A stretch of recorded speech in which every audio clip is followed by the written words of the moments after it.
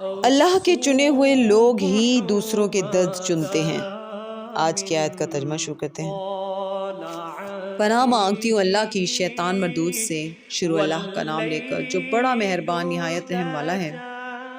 اور اللہ ایک اور مثال بیان فرماتا ہے کہ دو آدمی ہیں، ایک ان میں سے گونگا اور دوسرے کی ملک ہے، بے اختیار و ناتواں، کہ کسی چیز پر قدرت نہیں رکھتا اور اپنے مالک کو دو بھر ہو رہا ہے۔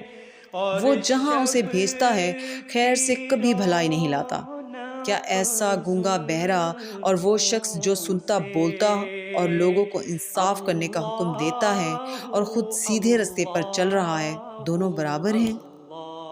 اور آسمانوں اور زمین کا علم اللہ ہی کو ہے، اور اللہ کے نزدیک قیامت کا آنا یوں ہے جیسے آنکھ کا جھپکنا، بلکہ اس سے بھی جلد تر۔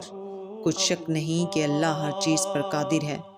اور اللہ ہی نے تم کو تمہاری ماؤں کے شکم سے پیدا کیا کہ تم کچھ نہیں جانتے تھے، اور اس نے تم کو کان اور آنکھیں اور دل اور ان کے علاوہ اور اعضاء بخشے تاکہ تم شکر کرو۔ کیا ان لوگوں نے پرندوں کو نہیں دیکھا کہ آسمان کی ہوا میں گھرے ہوئے اڑتے رہتے ہیں؟ ان کو اللہ ہی تھامے رکھتا ہے۔ ایمان والوں کے لیے اس میں بہت سی نشانیاں ہیں۔ اور اللہ ہی نے تمہارے لیے گھروں کو رہنے کی جگہ بنایا، اور اس نے چوپایوں کی کھالوں سے تمہارے لیے ڈیرے بنائے جن کو تم سبک دیکھ کر سفر اور حضر میں کام میں لاتے ہو، اور ان کی اون اور پشم اور بالوں سے تم اسباب اور برتنے کی چیزیں بناتے ہو جو مدت تک کام دیتی ہیں۔ صدق اللہ العظیم۔